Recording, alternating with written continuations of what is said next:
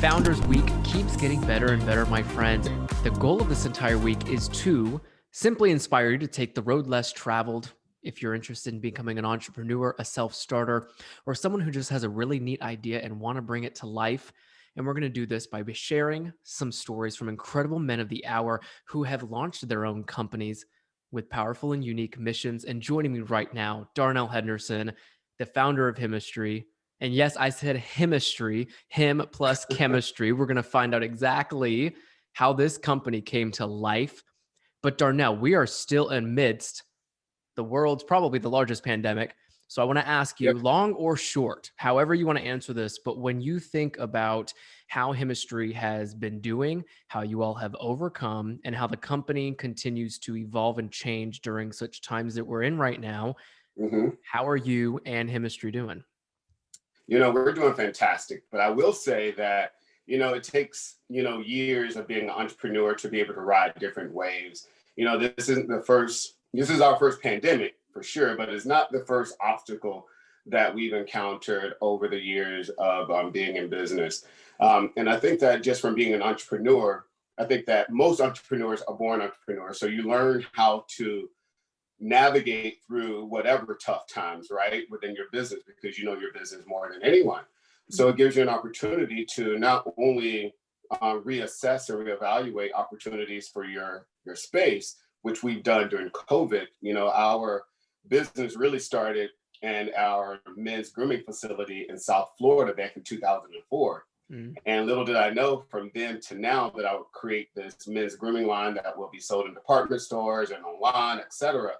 And now, we're focused directly with our e-commerce partnerships. We have a strong relationship with Amazon right now, which I think that has been one of the most incredible partnerships throughout this whole COVID pandemic, because it's given us an opportunity to still reach our consumers who, weren't going into the stores or going to their barbershops to purchase our products. So I think that, when it comes down to this pandemic, or whether it's an economic downturn or whatever the future problems there will be, entrepreneurs always have a way of finding a solution within their industry. That's comforting to hear. I hope you know that. Entrepreneurs will always find a solution, because in order to be a born and bred entrepreneur, isn't a lot of it figuring things out as you go? All day long. All day long. Yep. Can That's you what take we do all day long. all day? And because it's All your day, every company, day. you get to create the roadmap. You get to create what is Himistry. So I want to ask you, what is Himistry? Can you take us back in time to the beginnings of the idea and how you brought it to life? Yeah, You make that answer as long absolutely. as you want to. I'm curious, like the Okay. name, I the will make mission, all of it. I will make it long, short, and combination of everything.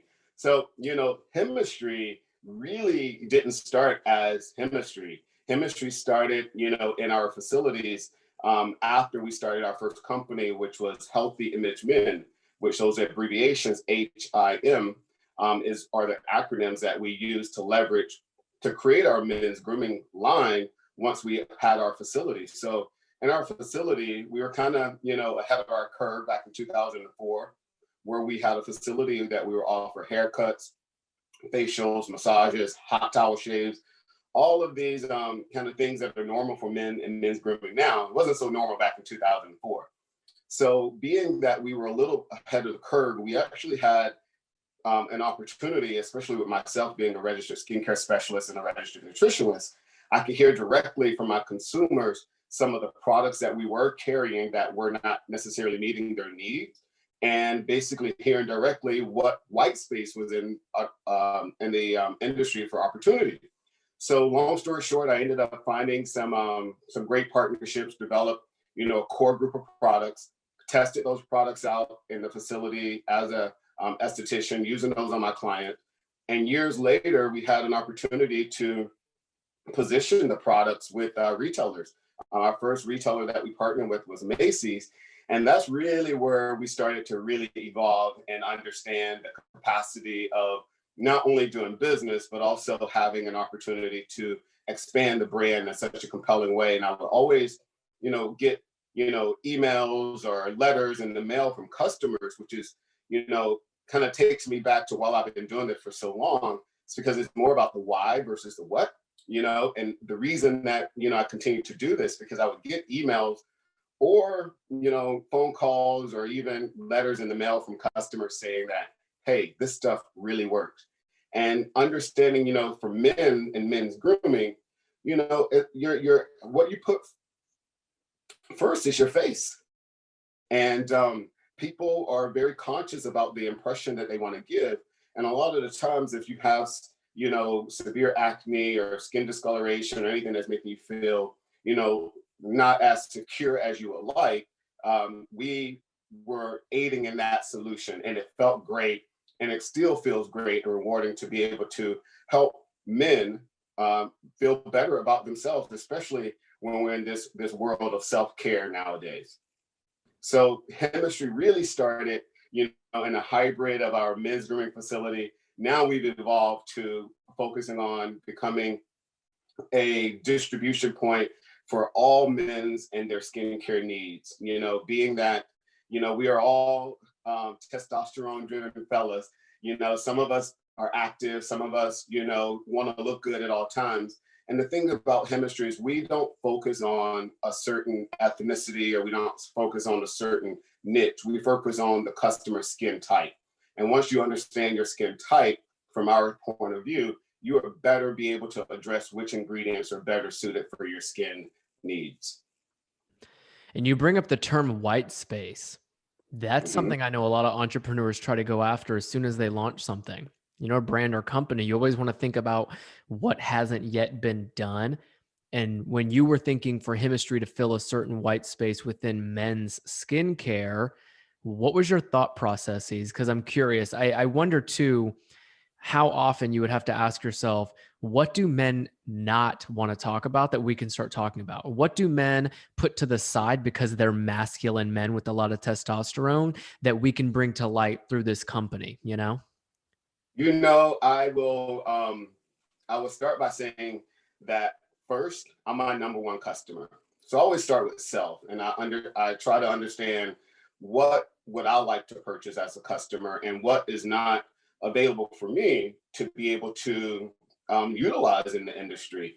And when I first started out with this, I was a mortgage loan officer for JP Morgan before I quit my job and became an entrepreneur in full force, if you will. So I was in a place of making a lot of money, doing really great. And men's grooming was something that was really kind of unheard of, whether it was my friends or families, they were both all kind of in this alignment with, hey, you got this great job and this great opportunity. Why are you thinking about men and skincare? This is in 2001, because men really don't care about skin, yada, yada, yada. So at that time, I wasn't thinking about white space. I was really thinking about from my point of view of an opportunity that I was having, skin issues that I suffered from the military, and I never corrected those. And it was when I had an opportunity to get enlightened or educated, if you will, by going into a spa for the first time and having a facial. And once I got a facial and I started going back and I started seeing the difference in my skin, that's when the white space opportunity turned on, because I realized, like myself and a lot of my other fellow sailors in the Navy, we had really bad folliculitis barbae, which is known as razor bumps. And we would go to parents or girlfriends or whomever to try to tell us what products to use. But there were really no solutions out there at the time for men. So when I started going down this path, it wasn't so much about, oh, I see this opportunity within white space. It was really more about, you know what? I want to do better for myself. And then once I started doing better for myself, I realized that, hey, I'm not the only one that thinks like this. So let me start doing more research. And it was just like one breadcrumb leading to the next, and, such is how things are now, even within our business now. If I look at the brand and how it's evolved, it's always tied back to, what have I seen that has needed to be updated or needed to be improved within our space and our industry. I love everything about that because, when I first launched this show, Darnell, one of the first things I told myself was I want to remind people to do better for themselves and those around them. And that's a similar Mhm. mission and value proposition you have for why you created Himistry too. How cool. Could I ask you what the hardest day looked like?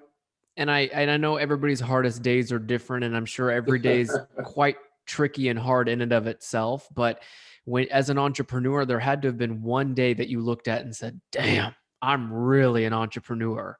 That was the first day. That was the first day that Oh I wow. quit my job. Well, I resigned, if you will. I took out some of my 401k, and I was out there on my own. I'm 42 years old now. I was 24 at that time. So I have a lot of, I guess, ignorance is bliss, at that time. But so that was coupled with, this fear, but also this fascination and this opportunity. And I look back on it now, and I'm glad that I started my entrepreneurship at a younger age, because I had, like I said, that ignorance piece, as far as like, oh well, if I fail, I can just go back to do what I was doing before, which did happen. My first back set, or reset, if you will, I found myself going back to what I knew, and that's when I really knew that I could no longer be what I used to be. I had to keep going down that path as an entrepreneur. So I really think that it continues to evolve. Hard days are not necessarily, from my point of view now, are hard days. They're just lessons that you need to learn in order for you to go further within your business. Because the harder the things are, the more resistance, and I tend to train a little bit in the gym. And I know that the more resistance training you get, the stronger you become. And I think those same things really apply to being an entrepreneur and going through your day to day as well. And now that you've been in it, the entrepreneur game now, what, 2 decades, would you say almost? Do you think that there's Almost. almost 2 decades and you've been I doing know. it? You've been very successful in it. So, what would you say are some of those hard skills that are absolutely necessary if you're going to own your own business? Oh man, you have to always believe in yourself. Always, always, always. You can never, well, if you doubt yourself, quickly rebound and find a way to believe in yourself again. And you have to shoot your shot. You have to shoot your shot every opportunity that you get, because you don't shoot it, you're never going to know what those possibilities are. And the tough thing about most entrepreneurs, and I can just say this for myself, we're so accustomed to going through school and having a teacher, or having a cheerleader, or having a boss that's saying you're doing a great job. As an entrepreneur, you have to find a way to congratulate yourself and pat your own self on the back, because you can't really focus on that external reinforcement. And I think that that's one of the quality things that entrepreneurs really have to have, is that internal voice that is on his or her side. Let me now ask you, don't you Okay. think there's a good balance? If not, I can see mentally there already being two different worlds here, where one is you needing to tell yourself you're doing a good job, you're doing the right thing, your Mhm. mission and your why is strong enough for you to keep going through those hard days. And then another part of you is hard on yourself because of that. So where did you start finding more of an equilibrium to be nice to yourself, but also hard enough on yourself that you can keep pursuing bigger milestones and accomplishing bigger goals with this company, right? Because that's Yeah. a 50-50 split, and you want to have an even balance for that. Yeah, to a degree, you're absolutely right. I don't think that, I think the times that I was hard on myself were the times that I regressed.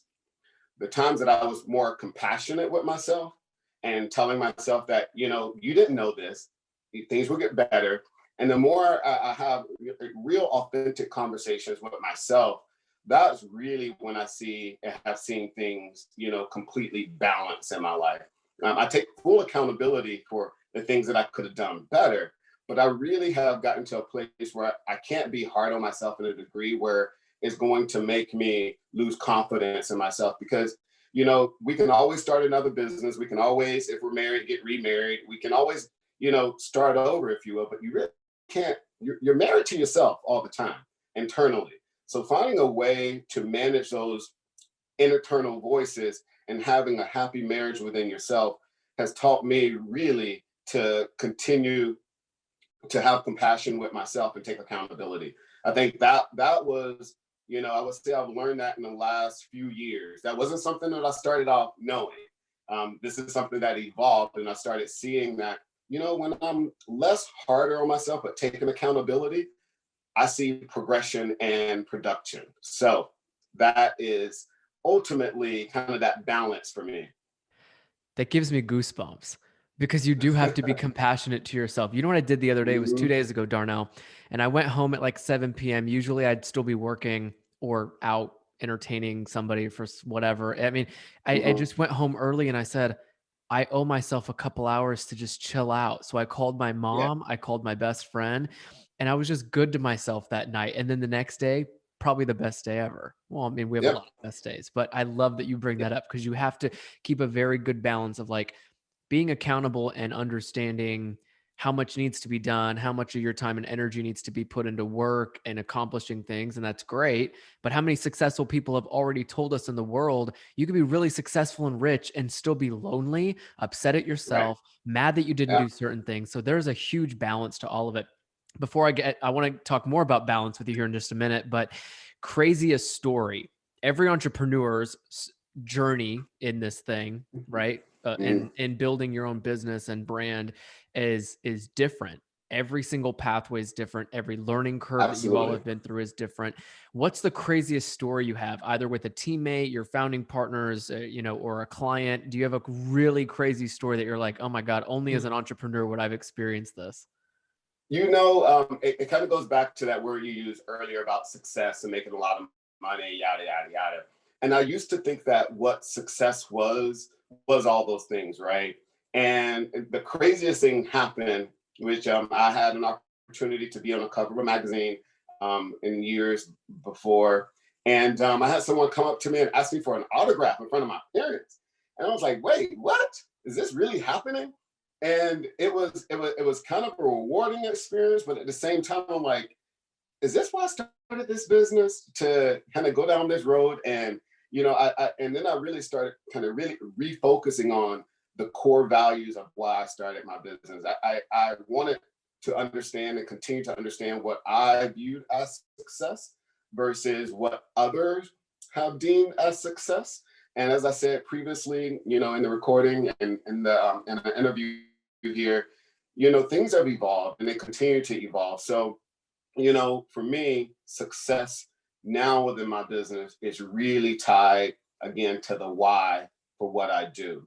And that is the most important versus getting a person asking me for an autograph and, having, that experience was, it was rewarding, but at the same time, it taught me a lesson within myself and where I wanted to really take my brand and what I viewed as success. Mm, I didn't know you were a cover model. Look, see, the Oh, more you know. please stop it. This is not something I knew about you, my friend. And that's cool because you do never know when those things are going to come up, and you're going to get maybe not always an autograph offer, but sometimes you're going to be invited to have an episode on a podcast and be able to talk about all the great things you've accomplished as an entrepreneur. But that goes in the same for like why you might receive an award down the line, why you might be invited to like certain galas or certain Right. events in the future when those open back up, right? Knock on wood. But there is something special about just putting your head down to continue doing what you love with your bigger mission of the why and such. But did you ever find yourself tripping over your own feet whenever pursuing Himistry, but also trying to get really, really successful? I mean, you mentioned it at one point. You had to tell yourself, all right, it's not about the autographs, the money, and the fame. But there's also another side of this where Himistry, you really want to see it succeed and you have to make certain big choices for that. So when you're making those choices, where you're ever stepping over your feet in a way that you kind of had to check back in with yourself and remember like how to start taking those decisions in the best direction possible? Yeah, that's a daily journey, to be honest with you. There's not one set day that occurs. You're always either tripping over your feet or looking down to make sure that you don't trip over your feet because of your past experiences. So the consciousness and awareness piece, I think, is the biggest piece of being an entrepreneur. Because we get lessons along the way, but at the same time, if we're not paying attention to those previous lessons, we're going to keep tripping. And when you keep tripping, you don't have as much progression as you want. So the better glide path for me, when I saw myself, paying attention, I could look down and realize I'm about to trip over myself, but not necessarily do it, because I understand that there's patience and process. That's the hardest thing. I think that was one of the hardest things for me to learn. And as you mentioned before, a couple of decades, certain things just really kind of sink in once you've kind of gone around those mountains quite a few times, right? These all words that are coming from me now, you wouldn't have probably heard this type of conversation 10 or 15 years ago. I would probably give you much different answers than I have now, just because of the evolution of the journey as an entrepreneur. Yeah. Yeah. Darnell, I think every entrepreneur's journey is different, and that's what's so special, but it's also what's so intimidating, because there being no roadmap to this entire journey of starting your own business Yeah. intimidates the hell of anybody who wants to do it. So Hmm. when you first started, how intimidated were you? And can you give us kind of an inside look as to what you were strategically thinking about being priorities of yours to launch a business? Because again, like, this was something that wasn't in the world before you had launched it.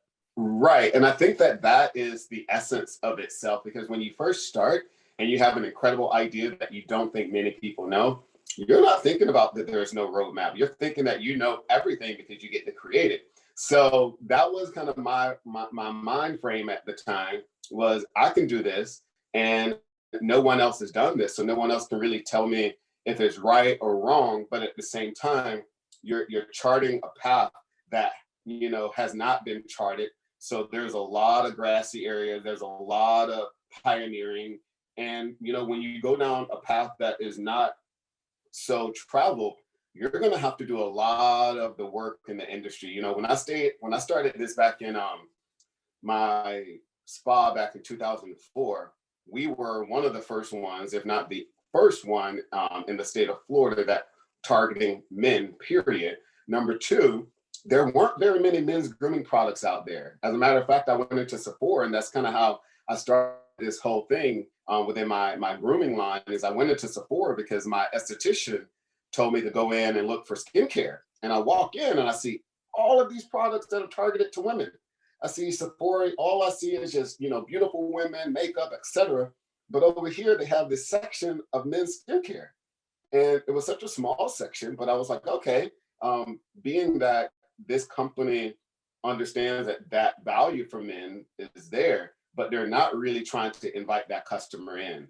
And that was the kind of the seed, if you will, that really started me to kind of go down the path of men's grooming in the way that we initially approached it, because I saw other companies doing it, but they weren't quite doing it the way that I thought it should be done.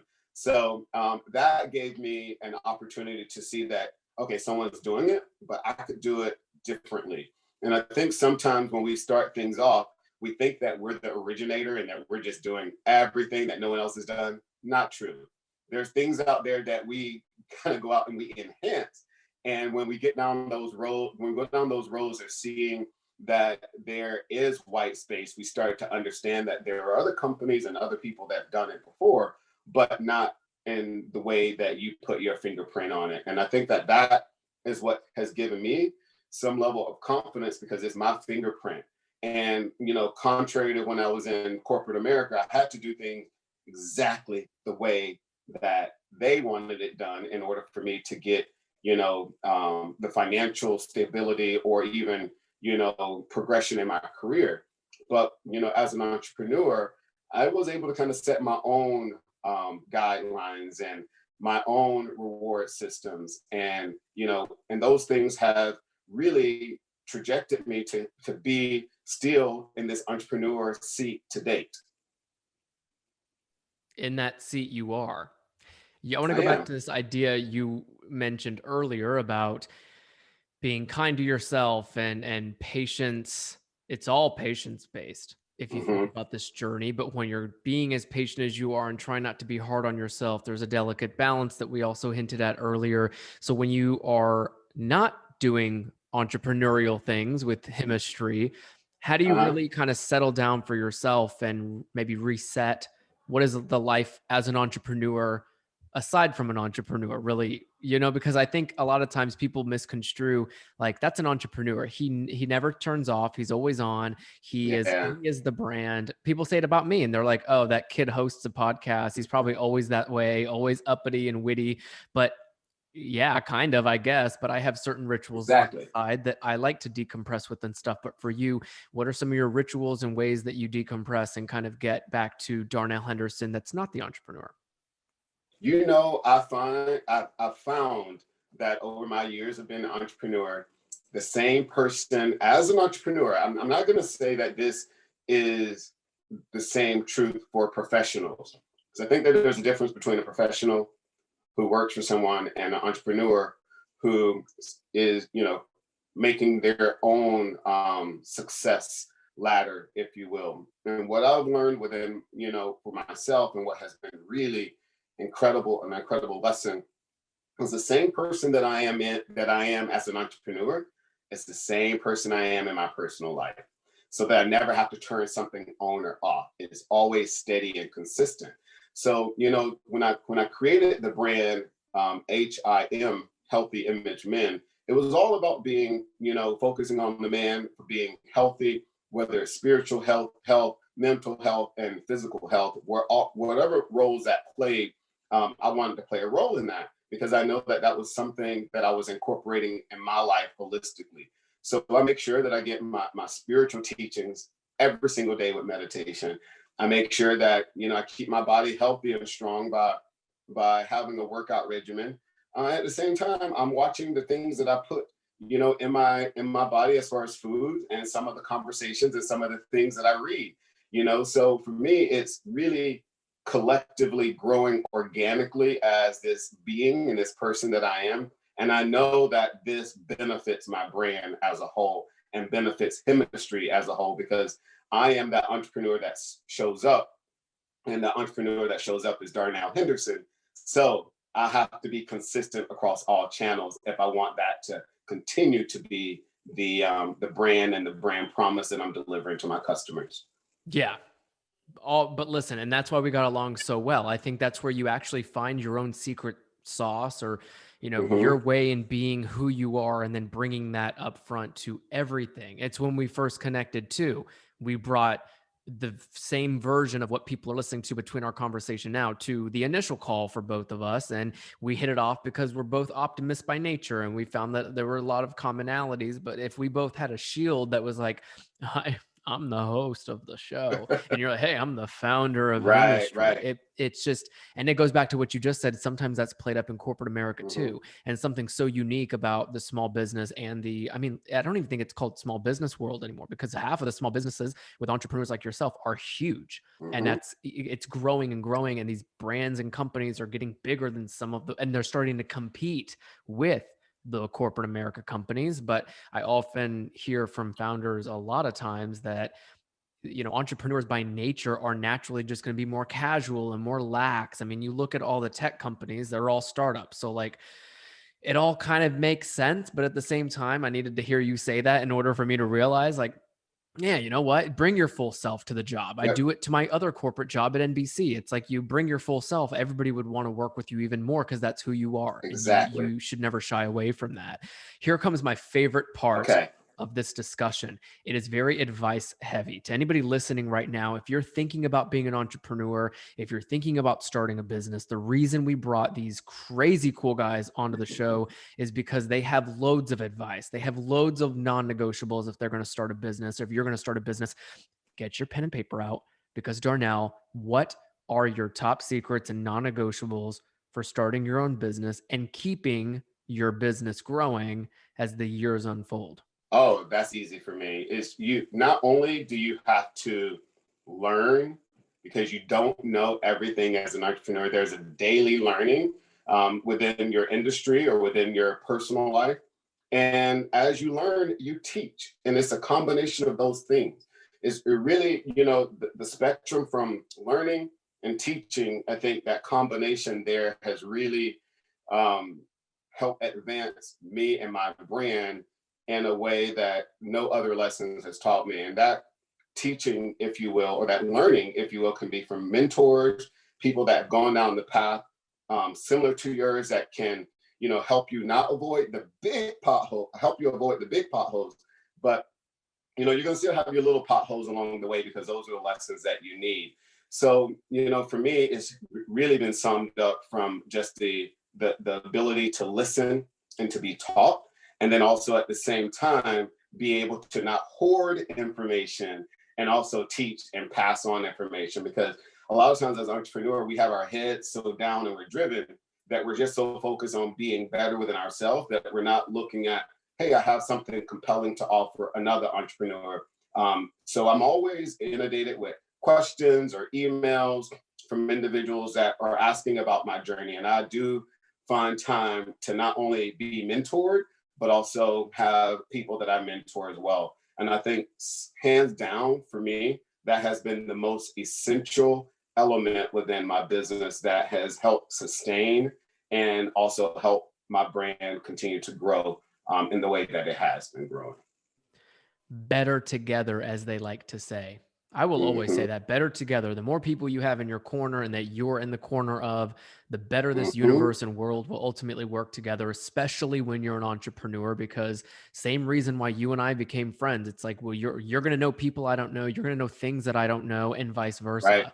Right before we were setting up the call, everybody, it's interesting because we have to do everything on Zooms nowadays, and it's not just it's yeah, it's funny and interesting because we're on Zoom calls, but then there are certain elements to, like, quote unquote production to these interviews nowadays. And as Darnell and I were setting up, I thought to myself, like, yeah, I should, like, Darnell might need producing, whatever, not expertise, but some advice from, like, people who are media heads like myself. And that's the beauty of, I think, the world that we work in right now. It's like you could be in the Hmm. business sector of your industry, in the finance sector, you could be an entrepreneur, you could be someone who works in media or television, and you're always going to need to know someone in another arena. And that's Yep. exactly why we're here today. And I'm obsessed with it. Do you have any good books or podcasts, my friend, that you listened to or still listen to, as you've been down this entrepreneurial road?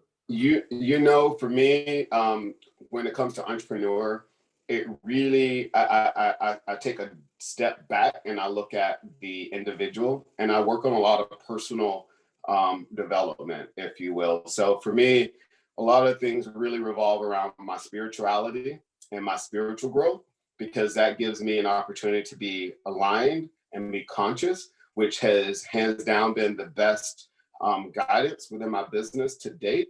So, there are spiritual books, whether it's the Course in Miracles, which is the center of my understanding and development of self, to A New Earth by Eckhart Tolle.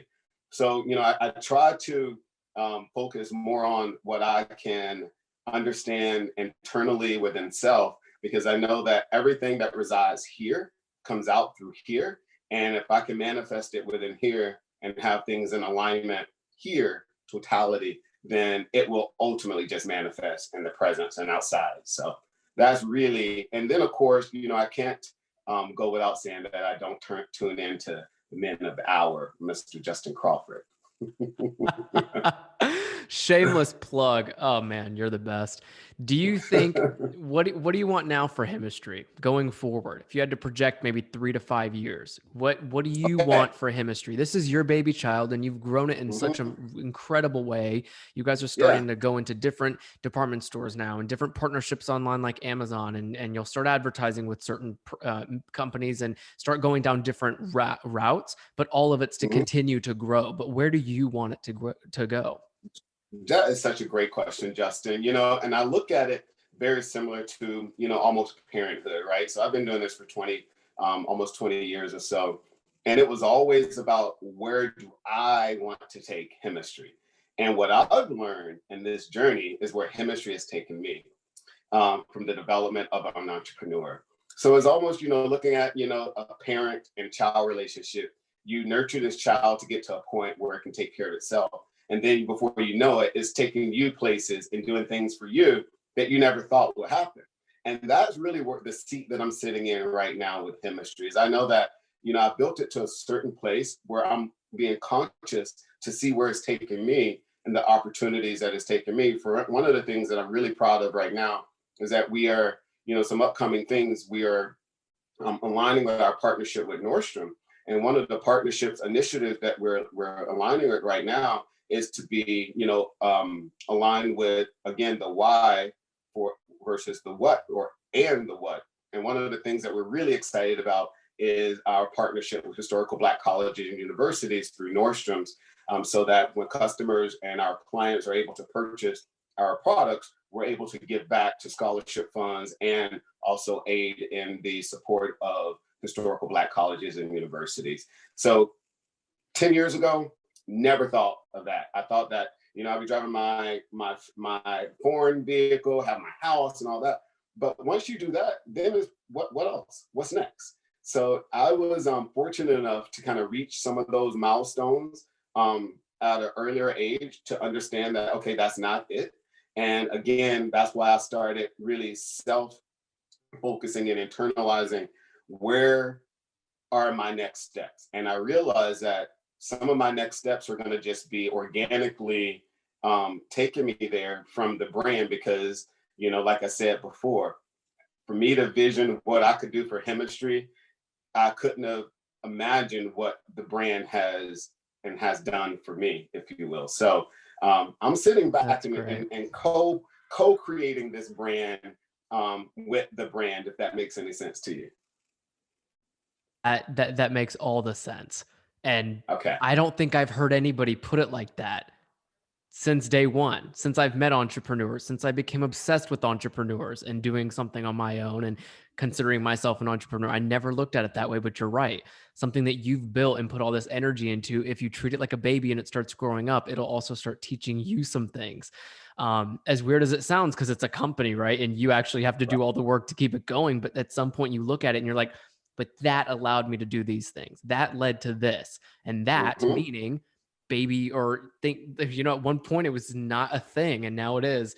Oh, that's great. Your story, everything that you brought to the show today, especially the advice component, which again, if that's the only thing we were to air, I still think it would be so valuable, Darnell, because so much of what happens in an entrepreneur's world and life, especially in today's time, is just about figuring shit out as you go, and Right. understanding that like everything is okay, because at the end of the day, it's you putting new whatever that is into the world that wasn't there. Yep. Are you filling a Yep. white space? Sure. Are you challenging the process of other men's grooming products? Of course. But then you're doing it in your original way. And you mentioned your Right. fingerprint. That is your original fingerprint.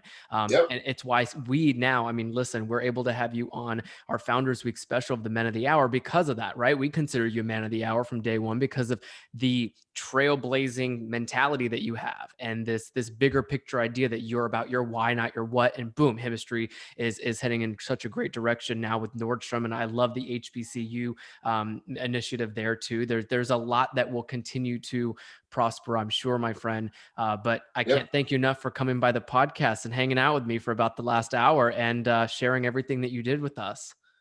Oh, Justin, it's been my pleasure, my brother. Thank you for the opportunity to come on to the Men of the Hour to express my journey thus far within Himistry is concerned. So You're the thank you. man. Right before we go, where can people find Himistry and what are your guys' latest products and ventures that people can look into? Yeah, the great question. You can always purchase Himistry on himistry.com, or you can go to our website and see the locations that we're located, or Amazon. We are launching our first ever clinical collection later on this year. That's one of the things we're really excited about. We were able to partner with a Berkshire Hathaway company that has some pretty incredible technology that we've been able to partner with. And we're looking to launch that later on within the next 60 days. So stay tuned. Stay tuned. It is, my friends. For everybody who tuned in, thank you for listening. Thank you for always being here with us. And we will be back with another Man of the Hour here on the Men of the Hour podcast. Darnell Henderson, it's been incredible. Thank you so much again. Thank you.